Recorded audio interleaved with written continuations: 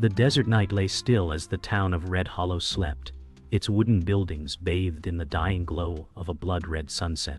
James rode in slowly, his black coat billowing, a worn Bible gripped tightly in his hand.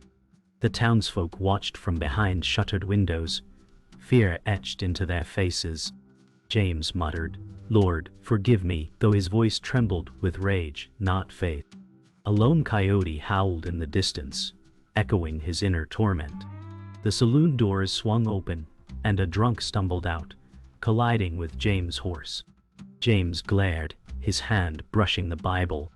In that moment, a thunderous gunshot split the night, a bullet striking the drunk dead in an instant. Women screamed, and the town erupted into chaos. James didn't flinch. He whispered coldly, "It begins."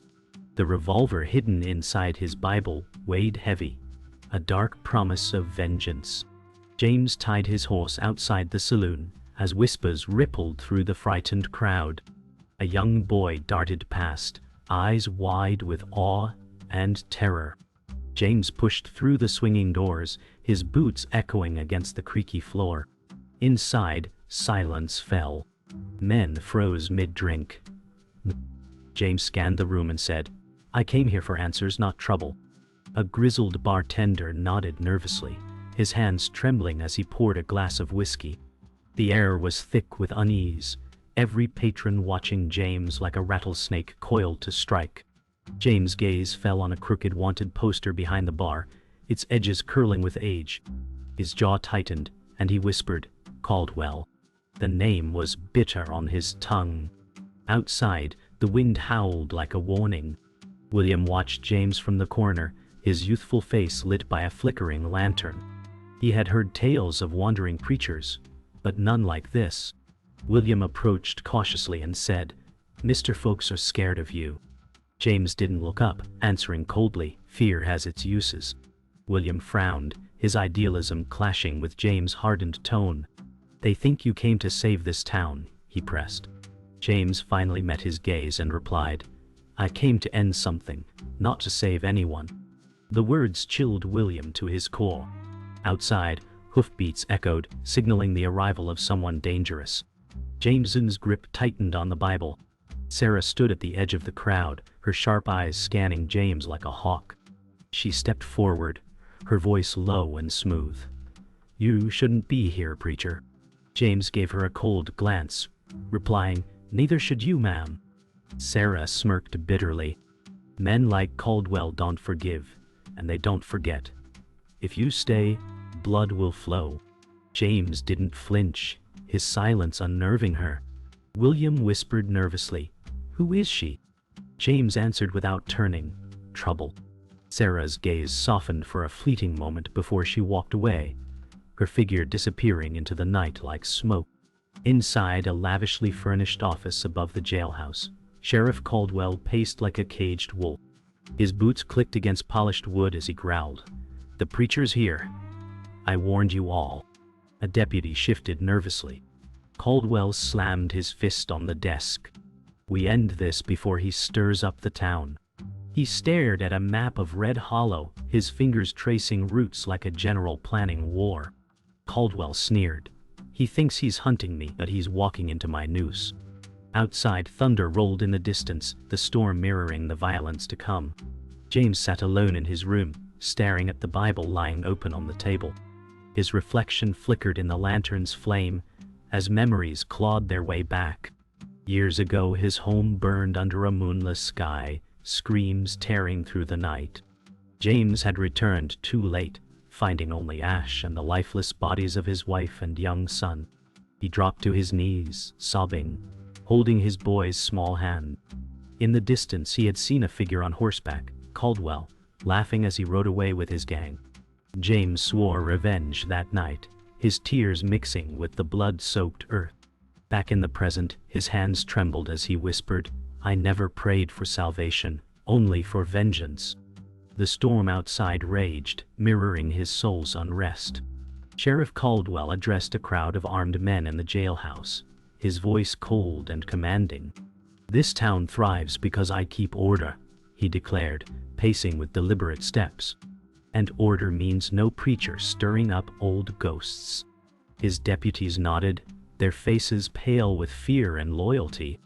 One younger deputy hesitated, asking softly, "Sir, what if the townsfolk side with him?" Caldwell's eyes burned with rage as he slammed his hand on the table. "Then they'll share his fate." The room fell silent. Caldwell's smile was thin and cruel as he added, "Red Hollow is mine, and I'll bury anyone who forgets it." Outside, lightning flashed, casting his shadow long and menacing against the wall. William sat on a broken fence outside the livery stable, staring at the horizon. James approached quietly, his boots crunching in the dirt. William said, "I've always dreamed of a world where good men win." His voice carried the weight of innocence. James looked at him, tired and cold. "Dreams don't last long out here," he replied. William clenched his fists. "You've seen darkness, I get it. But there has to be something worth fighting for." James' expression softened for a moment, then hardened again. "Justice is just another word. Men twist to their liking," James said. William turned away, angry but determined, muttering, "Maybe I'll be the one to change that." James watched him with quiet sorrow.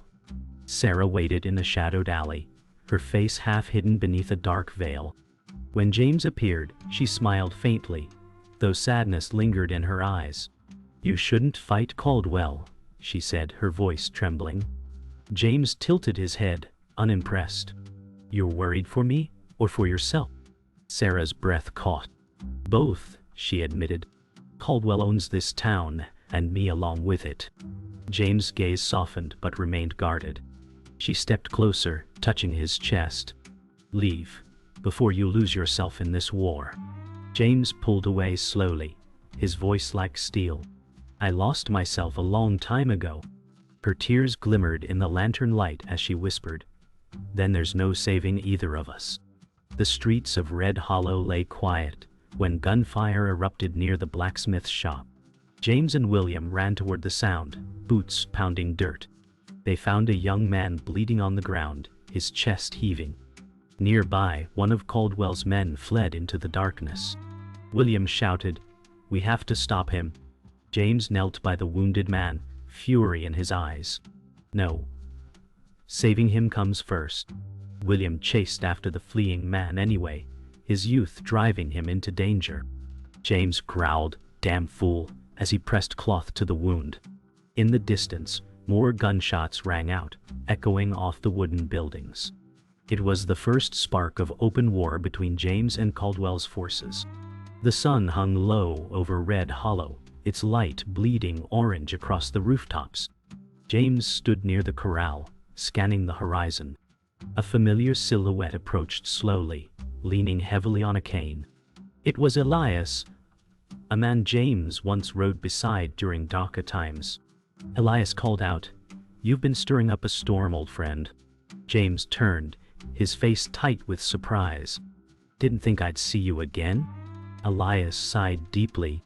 "I came to warn you. Caldwell isn't just a man with a badge. He's got the whole town in his pocket." James' voice was low and cold. "Then I'll burn the pocket and the hand that holds it." Elias frowned, muttering, "This path leads nowhere but ruin." James walked away, leaving only silence between them. Inside the sheriff's office, Caldwell stood before a map, marked with red ink, his finger tracing lines of control. His deputies listened in silence. "The preachers got the people riled up," Caldwell said, his voice sharp. "I won't have this town slipping from my grip." A deputy asked cautiously, "What do you want us to do?" Caldwell turned, eyes burning. "You'll make an example, find someone close to him, make them bleed." The men shifted uneasily but nodded. Caldwell poured himself a glass of whiskey and smirked. "Fear's the strongest law there is." Outside, rain began to fall, hammering against the roof like distant gunfire, setting the mood for what was to come. The town square was alive with whispers and worried faces. Merchants closed their shops early, while mothers pulled their children inside. William stood near the well, watching fear ripple through the crowd. He turned to James and said, "They're scared." Caldwell's got them like cattle ready for slaughter. James scanned the faces, his jaw clenched. Fear can be broken, he muttered. William frowned. How? They won't stand with us, not when they think Caldwell's untouchable. James placed a firm hand on William's shoulder. Then we'll show them he bleeds like any other man. In the distance, Caldwell's men rode in, their silhouettes dark against the setting sun, bringing tension thick enough to choke the air. In the dim light of the stable, William noticed James' Bible lying open on a hay bale. Curiosity got the better of him. As he lifted it, a metallic clink echoed softly. He opened the hollowed center and froze.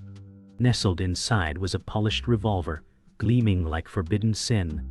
James entered suddenly, his eyes narrowing. William stammered, You hide a gun in your Bible?" James' voice was a whisper, sharp as a knife. That Bible was never for prayers. William's breath caught. "You came here to kill, not to save." James stepped closer, his shadow falling over William. "I came here for justice," he said, though his tone hinted at something darker. Vengeance dressed as righteousness. Later that night, James stood alone by the church ruins at the edge of town, rain soaking his coat. Elias approached quietly, his cane sinking into the mud. "You can still walk away," Elias urged. James' hands trembled as he gripped the Bible.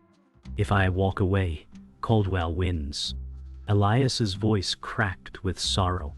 "If you fight like him, you'll become him." James looked up at the ruined steeple, lightning flashing behind it. "I already became him the day my family died," he admitted. Elias reached out a hand, but James turned away, striding back toward the town. Elias stood alone, whispering into the rain, "God help us all." Rain hammered the roof of the jailhouse as Caldwell addressed his men, his voice cutting through the storm. "James is a threat to everything we built here," he declared, slamming his fist on the table. "He's stirring rebellion." One deputy nervously asked, "What if the people fight back?" Caldwell sneered, his eyes cold and unyielding. "Then we crush them before they find their courage." He handed out rifles, the metal gleaming in the lantern light. "Ride at dawn," Caldwell ordered. "Burn their hope before it spreads." Outside, lightning split the sky, casting the sheriff's shadow tall and monstrous across the walls. In that moment, Red Hollow felt like a kingdom ruled by fear. Sarah waited in the back room of the saloon, her hands trembling as she poured whiskey into a glass. When James entered, her composure cracked. "I need to tell you something," she said, her voice breaking. James studied her, silent and intense. Tears welled in her eyes. "Caldwell owns me," she confessed. "He saved me once, and I've been paying for it ever since." James' expression hardened. "Saved or trapped?" Sarah sobbed, clutching his coat. "I tried to warn you, but I can't fight him. He'll kill me if he knows I've spoken to you." James placed a hand on her shoulder. "Then you stand with me, or you die his prisoner." Her silence was her answer, the storm outside echoing her turmoil. Elias sat by the fireplace in his cabin, staring into the flames. James stood nearby, silent, waiting. Elias finally spoke, his voice heavy with regret. "Once I was like you, burning with anger, thinking vengeance would heal me." He rolled up his sleeve, revealing a deep, jagged scar. "This is what vengeance gave me." James's jaw tightened, but he said nothing. Elias's eyes glistened as he continued. "I took lives thinking it would bring peace. All it brought was ghosts that never leave." He looked up, pleading, "Don't let revenge be the only thing left of you." James turned away, staring out into the storm. "My ghosts have names, Elias," he said coldly, "and they still breathe." The storm raged as James and William prepared supplies in the stable. Suddenly the door creaked open, and a figure slipped inside. It was one of Caldwell's men, panting and wet. "Caldwell's coming," he gasped. "He's planning to burn the town." James narrowed his eyes. "Why tell me this?" The man's hands shook. "Because he'll kill me too if I stay loyal." Before James could answer, a shot rang out from outside. The man staggered, blood blooming on his shirt. He collapsed at James' feet as more gunfire erupted. William shouted, "It's an ambush!" James grabbed his revolver from the Bible, his face carved from stone. "Then we fight our way out," he growled. William ran through the rain-slick streets, chasing a fleeing deputy. His boots splashed through puddles as adrenaline roared in his ears. The deputy stumbled, turning to fire, but William was faster. He raised his pistol and shot. The man fell hard. A scream cut short. William stood frozen, staring at the body, the smoking gun in his trembling hands. James caught up moments later, grabbing his shoulder. "You had no choice," James said firmly. William's voice broke. "I killed him." James met his eyes. "And you'll kill again if you want to live." Lightning flashed, illuminating William's tear-streaked face. In that moment, he realized the cost of siding with James, and the road he could never turn back from. The dawn broke with a crimson sky as if the heavens themselves bled for Red Hollow. James stood atop the hill overlooking the town, his coat flapping in the cold wind. William joined him, eyes red from a sleepless night. "It's today, isn't it?" he asked, voice hoarse. James nodded slowly, his gaze fixed on the buildings below. "Caldwell rides at first light. When he comes, there will be no turning back." William swallowed hard. "Are we ready?" James' grip tightened around the Bible. "We fight with what we have. The rest is up to fate." In the distance, silhouettes of riders emerged from the fog, their rifles glinting. The final war for Red Hollow had begun. Elias entered James' small cabin, the storm's remnants dripping from his coat. His eyes fell on the open Bible, resting on the table. He froze, realization dawning as he saw the hollowed center and the revolver inside. Elias whispered, "Dear God, James, this was never about preaching." James stepped from the shadows, his expression unreadable. "It was about the only truth left to me," he said calmly. Elias's voice trembled. "You never prayed for their souls. You prayed for vengeance." James' silence confirmed it. Elias slammed his cane on the floor. "This path will damn you." James' voice was cold and final. "Then let damnation come. Caldwell dies today." Caldwell rode at the head of his men, his horse kicking up a storm of dust as they neared town. He stopped in the center of the square, his voice carrying over the silent crowd. "Come out, preacher," he bellowed. "Let them see the devil hiding under your collar." James emerged from the shadows, his black coat billowing, Bible in hand. Caldwell smirked. "You preach about justice, but you're no better than me." He gestured to the townsfolk. "Tell them the truth, James. Tell them how you've murdered just like I have." The crowd gasped. James' jaw clenched, but he said nothing. Caldwell laughed cruelly, savoring the moment. "Your silence speaks louder than any sermon." From the edge of the square, Sarah stepped forward, torn between two fates. Her eyes darted between Caldwell and James, her breath quick and shallow. Caldwell's voice was a whip. "Tell them, Sarah. Tell them who's the real monster here." Tears streaked her face as she whispered, "I can't keep living like this." She turned toward James, trembling. "I warned you to leave, but you stayed." Caldwell snarled, reaching for his revolver. In a blur of motion, Sarah drew her hidden pistol and fired. The shot struck Caldwell's shoulder, sending him reeling. "Run, James!" she screamed. Chaos erupted as Caldwell's men surged forward. James grabbed her hand, dragging her toward cover as bullets filled the air. Inside the safety of a half-collapsed barn, James caught his breath. Sarah stared at him, horrified. "You're no preacher," she spat. James' voice was low, raw with pain. "I never claimed to be." "That Bible?" He tossed it to the ground, the revolver clattering out. "It was never for prayers, only for killing the man who took everything from me." William burst in, wide-eyed, having heard the words. "You lied to all of us," he said, voice breaking. James' eyes glistened, though his tone stayed hard. "I lied because truth wouldn't save this town." Lightning flashed outside, illuminating his face. But revenge just might. William stepped back, unsure if James was savior or executioner. The first light of dawn spilled over the battlefield like a pale shroud.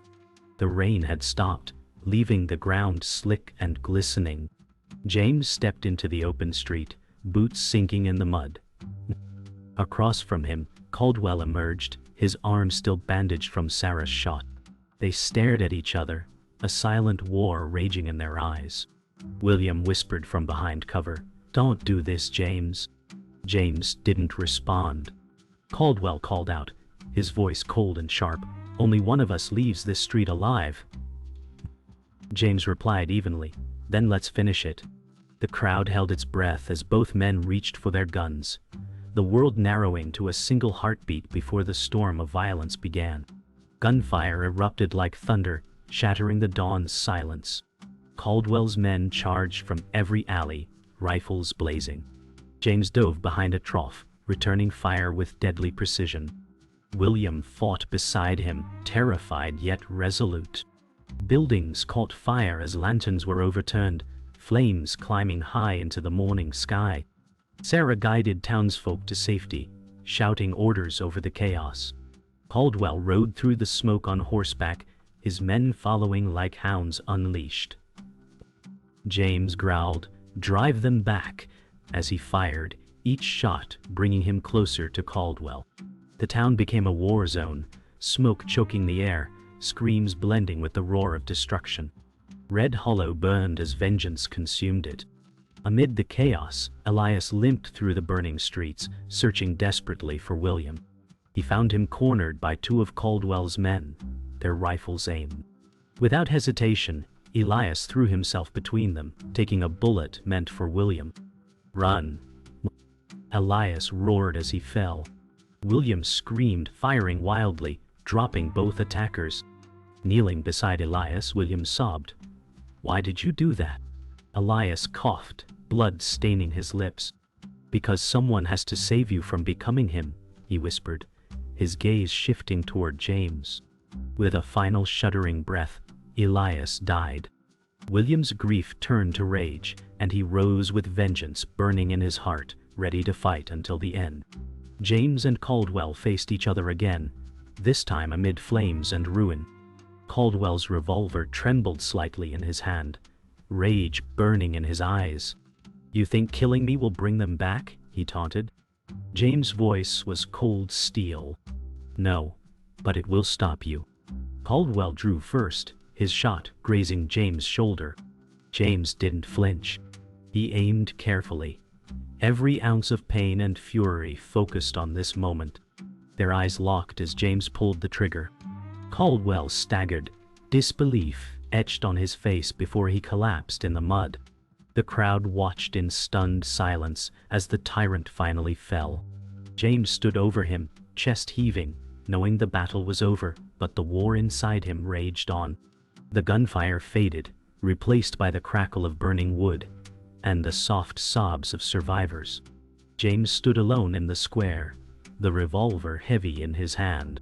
He glanced at the Bible lying in the mud, its hollow center exposed for all to see. Sarah approached cautiously, her face streaked with soot and tears. "It's over," she said softly. James shook his head. "No, nothing's ever over." William emerged, carrying Elias's lifeless body. His eyes met James, filled with grief and silent accusation. James dropped the revolver beside the Bible and walked away into the smoke. Behind him, the town began to rebuild, but the preacher's shadow lingered like a curse. The morning sun rose slowly over Red Hollow, its light soft and pale against the charred remains of the town. Survivors moved like ghosts through the wreckage, gathering scraps of wood to rebuild homes and tending to the wounded. Sarah directed a group of women to the well, her voice steady despite her trembling hands. William carried water to those who couldn't stand, his young face etched with grief and determination. Smoke curled lazily into the sky as if the town itself sighed in exhaustion. James was nowhere to be seen, but his presence lingered in every broken window and blood-stained wall. The town had survived, but it would never be the same. William stood on a ridge overlooking the town, the wind ruffling his hair. Elias's grave was a simple wooden cross at his feet. He knelt, placing a small stone at its base. "You saved me when I couldn't save myself," he whispered, voice trembling. Memories of Elias's sacrifice played in his mind, his wisdom, his final words. William rose slowly, his posture straighter than before. "I'll protect this town now," he vowed. From the distance Sarah called his name, and he turned, the weight of youth gone from his face. William was no longer a boy chasing ideals. He was a man forged in blood and fire, ready to lead a broken town toward uncertain hope. Sarah sat alone in the saloon, her reflection rippling in a half-empty glass of whiskey. The once lively room was silent, except for the creak of broken boards. She thought of James, of his darkness and his pain, and of her own choices. Caldwell's control was gone, but his shadow remained in her heart. A townsman approached hesitantly. "We need a leader," he said softly. Sarah looked up, tears glimmering in her eyes. "I'm no leader," she whispered. Yet deep down she knew the town needed her strength as much as she needed redemption. She stood slowly, her back straightening. "Let's rebuild," she said, her voice steady, even as her heart trembled. Far from Red Hollow, James walked along a dusty trail, his coat torn and boots caked with mud. He carried no Bible, no gun, only the weight of what he had done. The horizon stretched endlessly before him, offering neither solace nor damnation. Sarah's voice, William's grief, Elias's wisdom, they echoed in his mind like ghosts. He paused at a ridge, glancing back once at the town he had saved and destroyed. His eyes were unreadable, but his shoulders sagged with exhaustion. Then, without a word, he turned away, disappearing into the endless wilderness. His path was uncertain, but one thing was clear: he would never truly escape the darkness within. Back in the town square, a young child wandered through the wreckage, clutching a tattered doll. She stopped when she spotted a Bible lying in the mud, its pages torn and stained with blood. The revolver was gone, leaving only the hollow center. She picked it up curiously, turning it over in her small hands. Sarah approached, kneeling beside her. The child asked softly, "Is this yours?" Sarah shook her head, her eyes distant. "No, child. It belonged to a man who lost himself to vengeance." She took the Bible gently, holding it like a relic. As the camera pulled back, the image of the blood-stained Bible lingered, a haunting reminder of the price of rage.